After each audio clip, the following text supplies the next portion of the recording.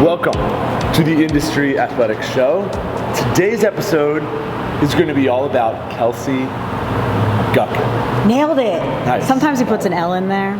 Got no it. L. Kelsea G. Just getting to know her a little bit. Got her background. You see her a lot in the gym, coaching a bunch of classes, now the general manager. So let's start from the beginning. Oh. From the start. I was born. You were born where? I was born and raised. right outside of Philadelphia, suburbs outside of North Philadelphia. Born and raised. Eagles fan? Big Eagles fan. Okay. Is there like a thing they have, like a chant? Dance or a chant? Oh, we got a chant. Okay. Fly, Eagles, fly. I'll leave it there. Okay. Big Eagles fan. So, born and raised there. High school there? High school there. Okay. Parents, Sports younger in high school? sister. So, funny story. Okay. Some sports in middle school. Okay. And then high school, I was a big theater and choir kid. I'm sure no one is shocked by how theatrical I am. Oh, yeah. Musicals, plays. I was a district-ranked choral singer. Wow. Yeah. No idea. First time I'm learning this, but like, yes. Like obvious, right? Yeah. Just totally. Right. Just when the you say it, it's theatrics. like, oh my god. Yeah, duh. How did I know? Yeah. So yeah, no sports Cool. in high school. So got into theater, like 9th grade, somebody was like, hey, you should try theater. Or you were like, I'm drawn to it. I always liked singing. I was always singing and saw auditions for a play. Yeah, I guess the first one was 9th grade. I was like, oh, I'm gonna go try that. Did it, loved it, ended up being pretty good at it. Did that all through high school, and then went to college and was like, I think I'm gonna be a collegiate athlete now. Okay. Switched gears, walked on to a D3 lacrosse team, just like didn't really tell anyone that I didn't play in high school. They were like, where'd you go to high school? And I would tell them, and they just assumed, and I just let them assume. And you knew the rules? Yeah, like looked them up over the summer before, like looked up the rules, did some working out the summer before. And then my mom was actually the one who outed me. Junior year, I was a captain, and we're at a post-game tailgate, Albright College. Okay. We're at a post-game tailgate, and some of the parents are asking my mom about me playing in high school. My mom's like, she didn't play in high school. I was like, Mom! Outed me. Wow. And everyone, so junior year, Then I'm already like a captain. I'm already 3 years in. Everyone knew I never played in high school. But did it become like a thing on the team? Like, oh my god, I can't believe you. Oh yeah, everyone was shocked. Wow. Shocked. Oh my god. So yeah, funny story. theater thing. Dave Castro went to school for theater. Really? And apparently is big into that, and that's part of the like setup of the games, and I don't know the whole dichotomy it's a big show. between why him and Glassman got his little thing, but you can look at it and be like, oh yeah, it's kind of like a show, and he likes the characters and kind of how he plays his thing. So yeah, interesting. Very so when you see him, just be like, theater. Yeah. Dave. We're pretty much the same person. Yeah. Okay, so lacrosse in college, just walked on, amazing. Yes. Captain, had a great time, learned a bunch. Had a great time, learned a lot. D3, are you training like? So here's the funny thing with D3, because it's not D1 and there's no money for it. Right. You tend to get coaches who are just very passionate to a intense level. We'll go intense. Okay. I had a very intense lacrosse coach. Love her. Coach Willis, if you're watching, you're the woman. My favorite story about Coach Willis was 6 a.m. practice, dead of winter. It smells like carbon dioxide in the indoor gym where we're practicing. So we're looking at her, we're like, oh, there's no way. There's a gas leak. She looks at it, she goes, start running 400s. I'm like, what? The fire department had to come and kick us out because she refused to leave, because we had to practice. Coach Willis. Coach Willis. Enthusiastic Woman. I could kind of see through that enthusiastic a little bit. Yes. Yeah. So what about like a strength coach? Did you have one of those? We did have a strength coach. Okay. So when I first came freshman, I didn't know anything, right? Because I hadn't really played sports. Googling the rules. So just Googling the rules. So I love when people say like fake it till you make it, whereas I prefer like ask questions until you make it. So I just sought out our strength coach, asked questions. I sought out, the other players on the team and tried to just nonchalantly ask questions when I needed to, and that's how you learn, and just made sure I was working harder than the girl next to me, and that's how I did it. That's cool. I was chatting with a couple guys the other day, and they knew they were at Clemson or something, no sports, but they went up to the strength coaches there, and they're like, we have it easy.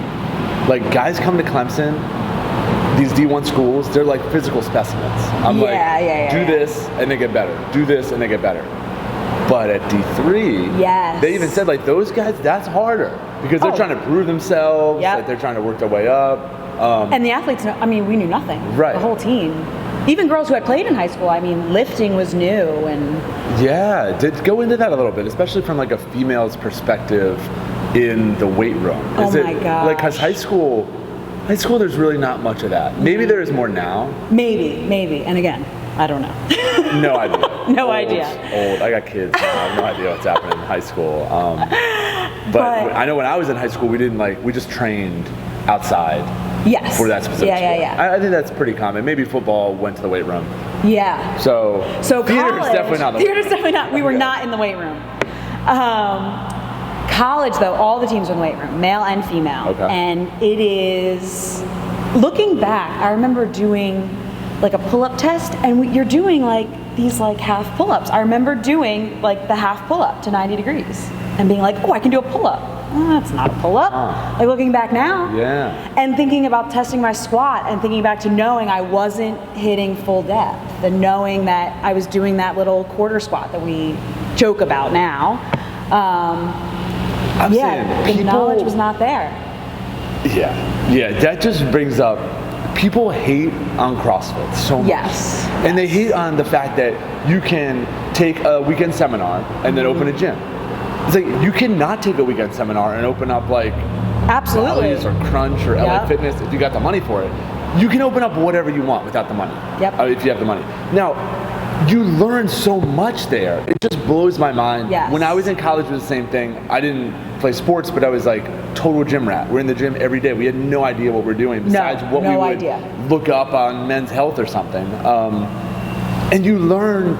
They just put together such a great seminar. Absolutely. Just learning the fundamentals. And yes, maybe it's not the same all the way across the board, and some of the things they teach are a little bit biased towards them, but like the whole full extension piece and like it's full just way more. Like I was ACE certified, and I literally went and took a test. Like you could have done whatever, like no fitness experience, read a book, took this test and passed. So that always amazes me. One, because I always wanted to do that for a living, like be a strength coach. I always thought that would be the coolest thing, like hanging out in the gym. And I kind of pursued that a little bit, but it was more like I liked the sport so much. Right. And then you're just like hanging out like in the gym, trying to help people, which is great in what I do now, but in college it just was not really in line with where I was.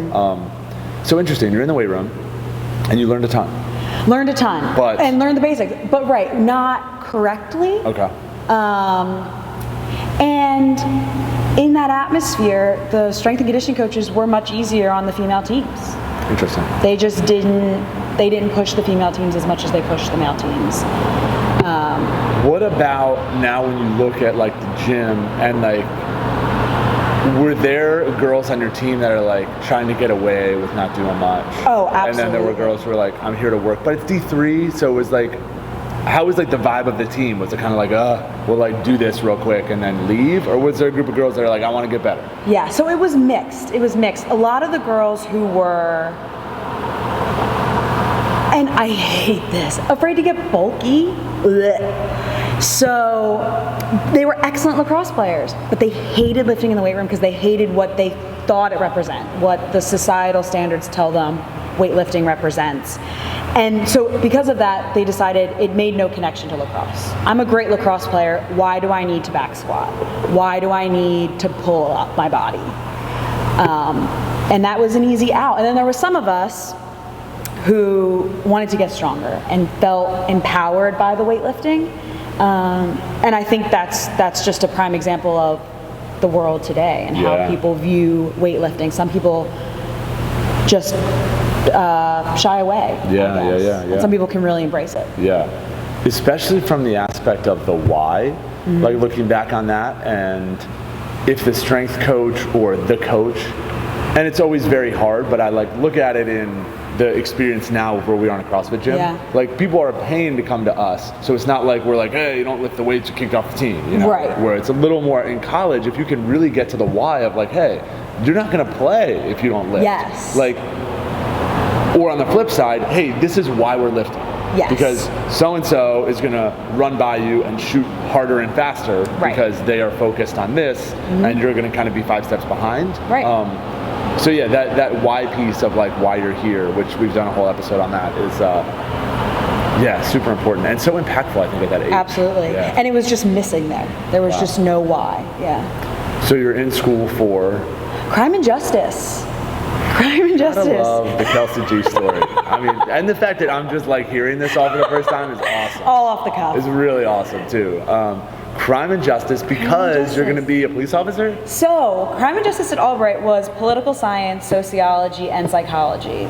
So I was just like, oh, that's great. I can be a cop or a lawyer or a psychologist. Nice. Like, that's what I want. So those were things I was interested in. Okay. So I went for Crime and Justice. It was me and a bunch of football players who are all going to be state cops. It was a great time. Nice. Okay, cool. So you're done Albright. Done like, Albright. See you later, and then what? So I was selected to give the commencement speech at graduation. Wow. So I sat down with the president to review my speech, and he was like, what do you want to do? I had no idea. And I just said, politics. Just like answered him. He goes, oh, we have a trustee who owns a lobbying firm in DC. I'll connect you. So he connected me. We had a phone call. He said, oh, come down for an internship this summer. Paid internship. Like, okay. Packed up my stuff, moved down to DC. 2 weeks into the internship, I was offered a year-long fellowship. 2 months into the fellowship, I was offered chief of staff of the founder, which says more about the lobbying firm than it does about how wonderful I was. It was a mess. What is chief of staff? So I was in charge of managing 5 women, 3 of which had PhDs. Terrible. For me, not for them. They were wonderful. Managing them and my boss's schedule, both work-wise and personal-wise. I was his business development manager, so made all of his pitch materials and set up all those meetings, and I was his lobbying client manager. So he had 6 strictly lobbying clients. The other ones were more grants focused. And I managed those, took them to the Hill, took them to meetings, created the prep documents for meetings with senators and congressmen and women. It was a lot. I was 22. Wow. And I knew so you're like fancy schmancy, going to fancy work, all the schmancy. stuff, Oh, like... it was, that was a little bit fake it till you make it. Yeah. I like had my one suit that my mother and aunt, thank God, took me to buy. Just like walking around on Capitol Hill like I knew what I was doing, and I did not. Wow. Yeah. Great Great lessons there. Absolutely. Right? Trial by fire to gosh. the nth degree. Wow. Yeah. Like such growth as a person. Such growth, yeah. Oh my god. Lots of learning there. So why, I mean, politics, I feel like most people would totally shy away from. It's because you're kind of in school for that. You're like, hey, I want to make this speech on politics. So I think coming out of school, and I think this is common coming out of school, you're kind of like on fire, right? You're like ready to take the world by storm. So I was like, I'm going to change the world, so I'm going to get into politics. I hated it. I hated lobbying. I hated DC. It was just not for me. More power to the people who love it and do it every day. It was not my cup of tea. I hated it. I was there for almost 3 years, 2 years. One of our clients in the nonprofit sector was the National Aquarium. Cool. So when I was ready to be done with that, I applied for a government affairs job with them. Was lucky enough to get it. Packed up and moved up to Baltimore. Nice. And that's how I got here. Cool. What a story. Politics. Okay, so you end up in Baltimore. You're in Mount Vernon. Yes, moved to Mount Vernon. Just like came up on Craigslist. And how do you find Cross Fitness? So moved into Mount Vernon, right near Grand Central and the Eddies, for those who know the area. And there is Charm City CrossFit.